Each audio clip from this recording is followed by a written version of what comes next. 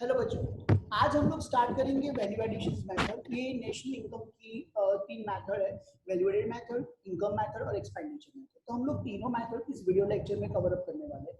यानी हम लोग वीडियो लेक्चर में कवर अप करेंगे। इस वीडियो लेक्चर में तो ओनली वैल्यू एडेड मेथड ही करेंगे, लेकिन बाकी के वीडियो लेक्चर्स में हम लोग सारी मेथड हम लोग कवर अप करने वाले हैं। तो आज मैं आपको पढ़ाने वाला हूँ वैल्यू एडेड मेथड। तो वैल्यू एडेड मेथड की आज हम लोग थियरी पढ़ेंगे, देन आफ्टर उसके हम लोग कुछ एग्जांपल्स देखेंगे कि कैसे कैलकुलेट होता है और एग्जाम में कैसे आता है वैल्यू एडेड मेथड। राइट, सो मेरी ट्राई ये रहेगी कि आप लोगों को इजी वे पे अंडरस्टैंडिंग आ जाए। राइट, ओके, तो आज हम लोग स्टार्ट करते हैं कि वैल्यू एडिशन मेथड की वैल्यू एडेड मेथड क्या होता है। तो सबसे पहले वैल्यू एडेड मेथड जो उसके दो तीन नेम है। सबसे पहला है कि वैल्यू एडेड मेथड की product method, industrial origin method और नेट आउटपुट मेथड, ये उसके नेम्स है। तो कभी भी आपको एग्जांपल किसी भी नेम से वो पूछ सकते हैं कि explain the net output method, explain the industrial origin method. तो आप कंफ्यूज मत होना कि ये सर ये मेथड तो आपने करवाई नहीं है। नहीं, ये वैल्यू एडेड मेथड ही है। राइट, उसके नेम्स है। अब what is value added method? Value added method क्या है? वैल्यू एडेड क्या है? सो वैल्यू एडेड का मतलब ये होता है कि measuring the national income. Value added method किसमें मेजरमेंट होता है? नेशनल इनकम में मेजरमेंट होता है। तो जो जो चीज मैं लाइक हाईलाइटेड होगा उसको मैं बॉक्स बना दूंगा, तब इजी वे पे समझ आ जाएगा। तो value added method measure national income in terms of value addition, in terms of value addition by each producing enterprise. ठीक है, each producing enterprise in the economy during the accounting year is known as the value added method. अब इन definitions को example के तौर पे समझते हैं कि वैल्यू एडेड मेथड को हम लोग मेजरमेंट नेशनल इनकम में करते हैं। Right, in terms of value addition by each producing enterprise. अब सब ये ईच प्रोड्यूसिंग एंटरप्राइज क्या है? तो ईच प्रोड्यूसिंग एंटरप्राइज ये है बेटा कि फार्मर है, तो फार्मर किसको सोल्ड करता है? बेकर को, यानी सॉरी फ्लोर मिल वाले को सोल्ड करता है। फ्लोर मिल वाला फ्लोर बना के किसको सोल्ड करेगा? तो बेकर। बेकर वाला बेकरी आइटम्स बना के किसको सोल्ड करेगा? कि सर बेकर बेकरी आइटम बना के शॉपकीपर को सोल्ड, और शॉपकीपर किसको सोल्ड? कंज्यूमर को। तो फार्मर जो है वो विट प्रोड्यूस कर रहा है। फार्मर क्या प्रोड्यूस कर रहा है? विट। तो विट प्रोड्यूस कर रहा है, तो विट में कुछ वैल्यू एडेड करके वो किसको देगा? सर फ्लोर मिल वाले को देगा। फ्लोर मिल वाला फ्लोर बना के वैल्यू एडेड करके किसको देगा? तो बेकर वाले को। और बेकर वाला वैल्यू एडेड करके वो किसको देगा? यानी शॉपकीपर को। शॉपकीपर वैल्यू एडेड करके कंज्यूमर को देगा। तो ये जो सब लोग है, सब एंटरप्राइज है, सबने वैल्यू एडिशंस की। और जिन लोगों ने जितनी जितनी वैल्यू एडिशंस की, वही वैल्यू एडिशन हम लोग किसमें मेजरमेंट करेंगे? नेशनल इनकम में मेजरमेंट करेंगे। राइट, तो एक एग्जांपल समझते हैं कि फार्मर जो है, फार्मर ने फ्लोर मिल वाले को सोल्ड आउट किया, क्या क्रॉप सोल्ड आउट किया। फ्लोर मिल वाले ने किसको सोल्ड आउट किया? बेकर को। बेकर ने किसको सोल्ड आउट किया? शॉपकीपर को। अब फार्मर ने जो वैल्यू एडेड की होगी फ्लोर मिल के लिए, फ्लोर मिल वाले जो वैल्यू एड की होगी बेकर के लिए, और बेकर ने जो वैल्यू एडेड की होगी शॉपकीपर के लिए। इन फोर जो प्रोड्यूसिंग एंटरप्राइज है, राइट, इन फोर प्रोड्यूसिंग एंटरप्राइज ने जो भी वैल्यू एडिशंस ऐड की होगी, वो वैल्यू एडिशन हम लोग किस में मेजरमेंट करेंगे? नेशनल इनकम में मेजरमेंट करेंगे। किसमें? नेशनल इनकम में। तो आइए एग्जांपल समझते हैं कि फार्मर जो है, फार्मर ने बेसिकली उसका क्रॉप कितने में हो रहा था? 200 रुपीज। लेकिन उसने ये क्रॉप किसको सोल्ड आउट किया? तो फ्लोर मिल वाले को। कितने में सोल्ड आउट किया? सर 600 रुपीज में किया। अब फार्मर ने फ्लोर मिल वाले को 600 में क्रॉप सोल्ड आउट किया हुआ है। तो ये जो 600 में जो क्रॉप सोल्ड आउट किया हुआ है, तो फ्लोर मिल वाला फ्लोर बना के यानी आटा बना के लाइक वो किसको सोल्ड आउट करेगा? बेकर को। लेकिन उसने अपना मुनाफा कितना लिया? सर उसने अपना मुनाफा लिया 200 रुपया, और 600 प्लस 200, तो भैया फ्लोर मिल वाले ने 800 रुपीज में फ्लोर बना के किसको सोल्ड आउट किया? तो ये बेकर को सोल्ड आउट किया। अब बेकर का कुछ, बेकर तो ऐसे कुछ मुफ्त में काम करने के लिए बैठा नहीं है, लाइक ऐसे फ्री में देने के लिए बैठा नहीं है। तो बेकर भी क्या करेगा? बेकर भी अपना 200 रुपीज मुनाफा जोड़ के किसको सोल्ड आउट करेगा? बेकर सोल्ड आउट करेगा शॉपकीपर को। अब ये जो शॉपकीपर है, राइट, तो शॉपकीपर भी अपना मुनाफा करेगा 200 रुपया, अपने उसने प्रॉफिट ऐड किया और वो किसको सोल्ड आउट किया? सीधा कस्टमर को सोल्ड आउट करेगा। किसको सोल्ड आउट करेगा? कस्टमर को। अब कितनी वैल्यू एडिशंस हुई, तो वो जो वैल्यू एडिशंस है वो हम लोग नेशनल इनकम में कैलकुलेट करेंगे as per hour definitions.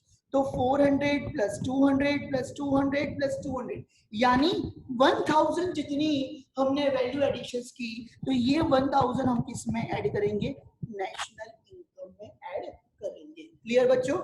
Okay, अब आइए उसकी फॉर्मूला देखते हैं।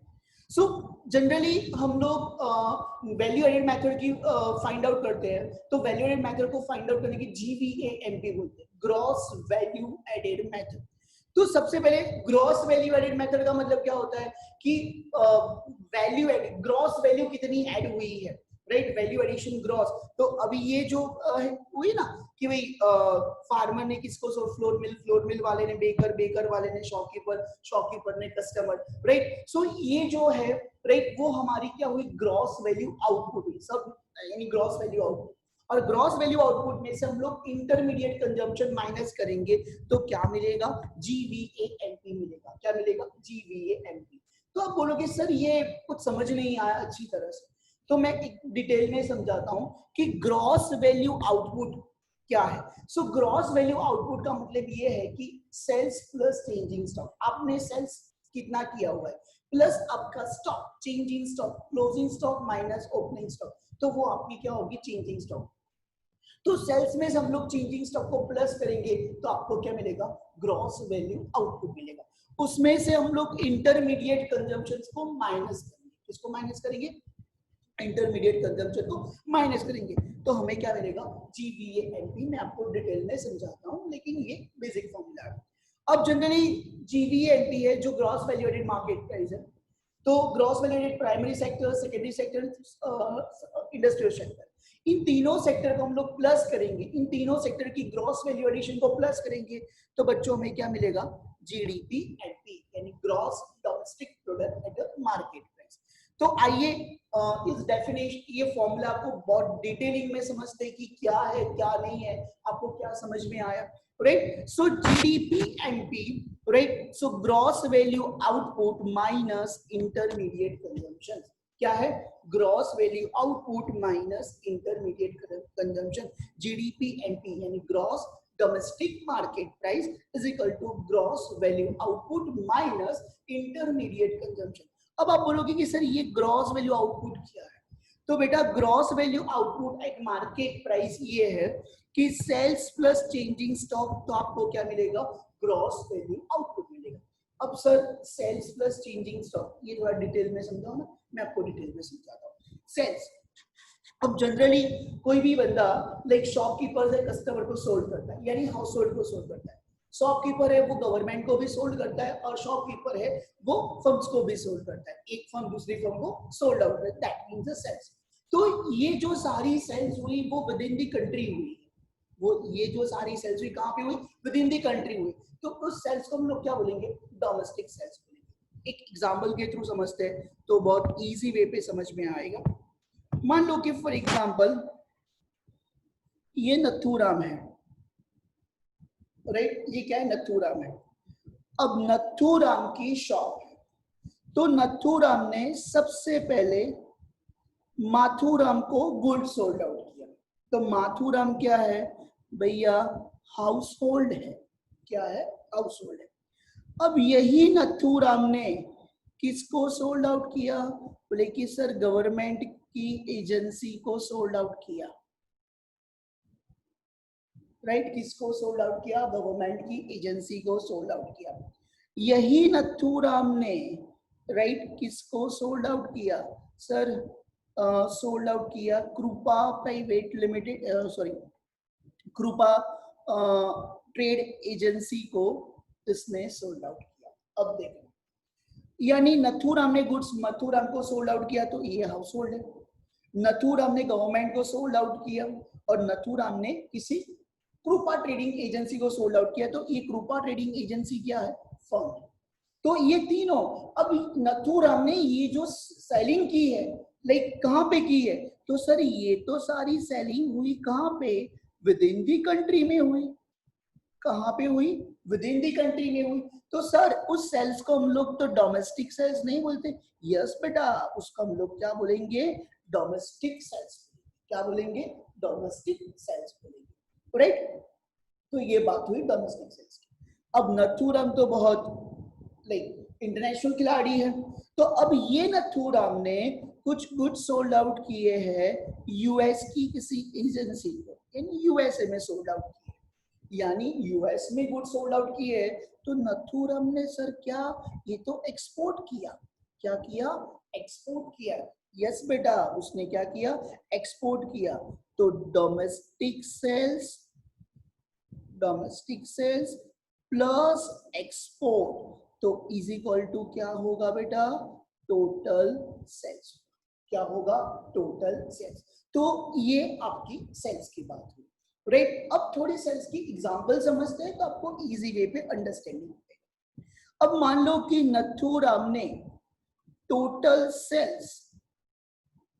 Sales for example 1 lakh rupees की है। कितने रुपीस की है, 1 लाख रुपीस की है, राइट। और नथुराम ने एक्सपोर्ट कितने का किया हुआ है, मान लो कि 10,000 का एक्सपोर्ट किया हुआ है।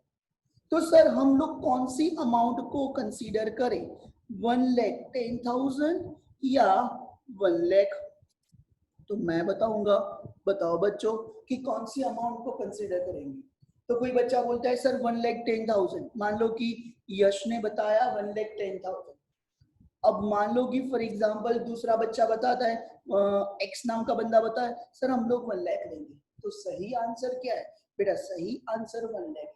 अब आप सोचोगे कि सर 1 लाख क्यों। अब बेटा यहाँ पे जो टोटल सेल्स दिया हुआ है, यहाँ पे ऐसा कुछ मेंशन किया हुआ है डोमेस्टिक, ऐसा डी कोई करके मेंशन किया हुआ नहीं सर, यहाँ पे तो डी करके कुछ मेंशन, डोमेस्टिक करके कुछ मेंशन नहीं किया।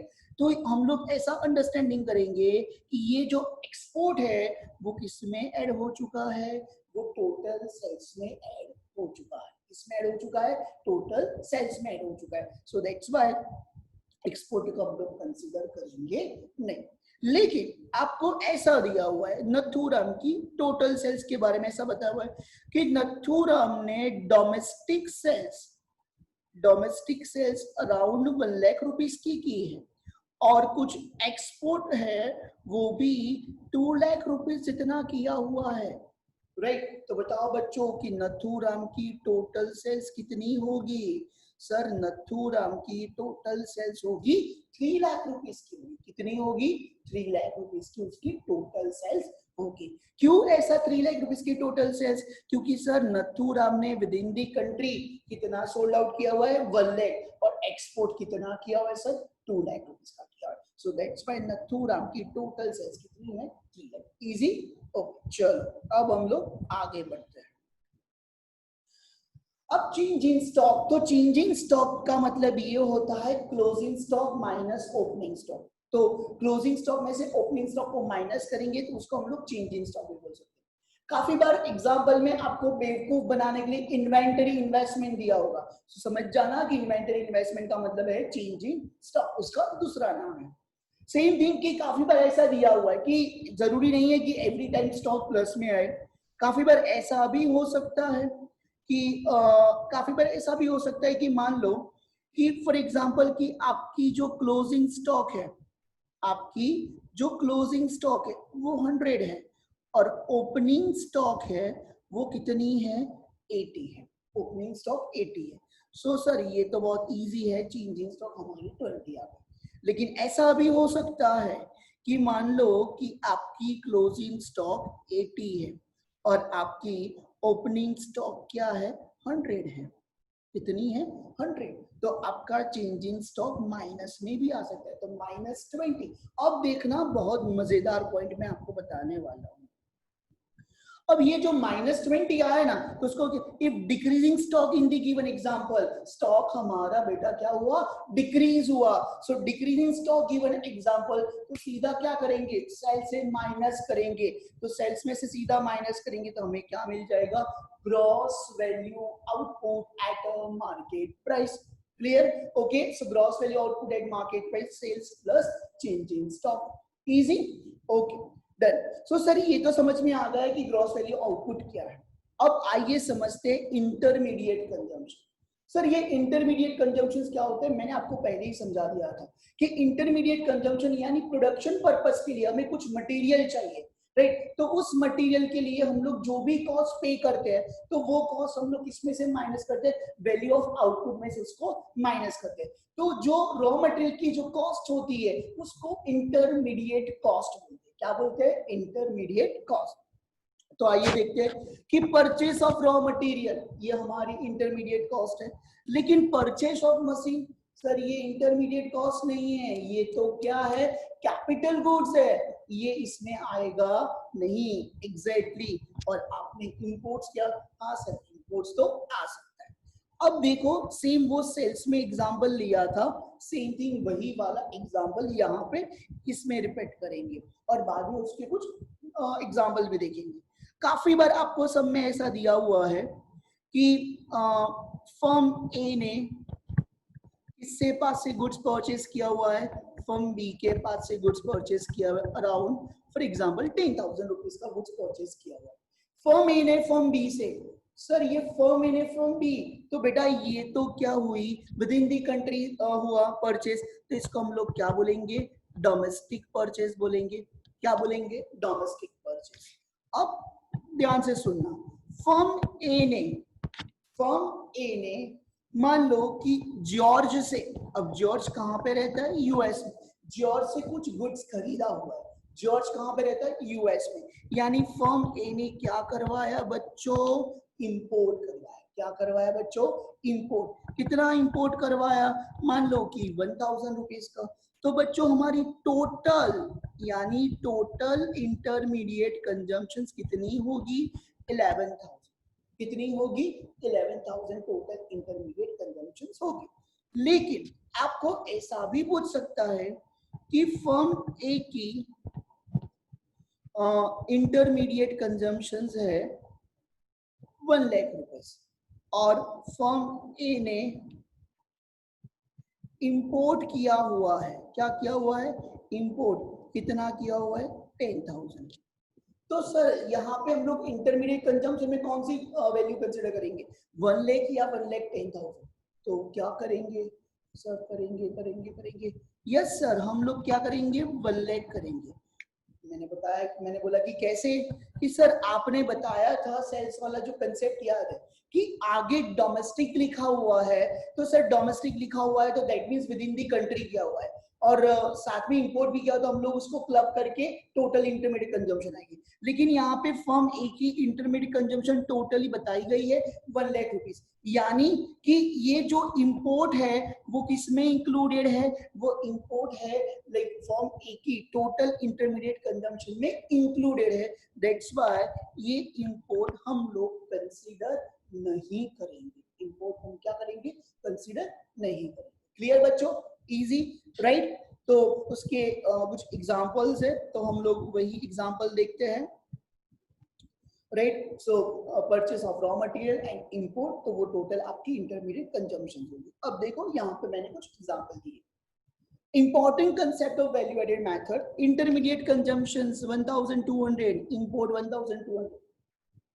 सर ये तो हम लोग यहाँ पे आगे डोमेस्टिक नहीं दिया हुआ है, सो हमारी इंपोर्ट क्या आएगी 1,200, तो ये 1,200 इसमें क्या है, इंक्लूडेड है। Good. Purchase of raw material from domestic firm, yes sir समझ में आया, 500 एंड इंपोर्ट 100, तो क्या कितना इंटरमीडिएट कंजम्पशन होगा सर, 600। डोमेस्टिक है, वर्ड्स आगे क्या ऐड है, डोमेस्टिक ऐड है, राइट। सो डोमेस्टिक वर्ड्स ऐड है तो हम लोग क्या करेंगे, डोमेस्टिक वर्ड्स ऐड तो हम लोग उसको क्लब करेंगे यानी ऐड करेंगे। Then after same thing, sales 2,000, export 400। Sir total sales दिया हुआ है तो ये 400 2,000 में इंक्लूडेड है, सो हमारी सर सेल्स कितनी होगी, 2,000 होगी। ग्रेट बेटा। Then after domestic sales 700 और export 200, सर इजी, 700 plus 200 900, तो टोटल सेल्स हमारी कितनी होगी, 900। क्लियर बच्चों। सो यहाँ तक मैंने आपको सारी वैल्यू एडेड मेथड की सारी जो टर्म्स थी वो सारी मैंने आपके पास क्लियर कर दी है। ओके, कभी भी डाउट हो तो आप डिस्क्रिप्शन में लाइक कमेंट बॉक्स में आप मुझे बताइए कि सर ये डाउट है, और डिस्क्रिप्शन में मैं नोट्स की भी लिंक प्रोवाइड कर दूंगा, तो और उसमें साथ कॉन्टैक्ट भी प्रोवाइड करता हूँ, कभी भी नोट्स चाहिए तो उस कॉन्टैक्ट नंबर पे आप मुझे फोन करिए, तो मैं आपको सीधी उसकी नोट्स प्रोवाइड कर दूंगा, राइट। तो थैंक यू वेरी मच।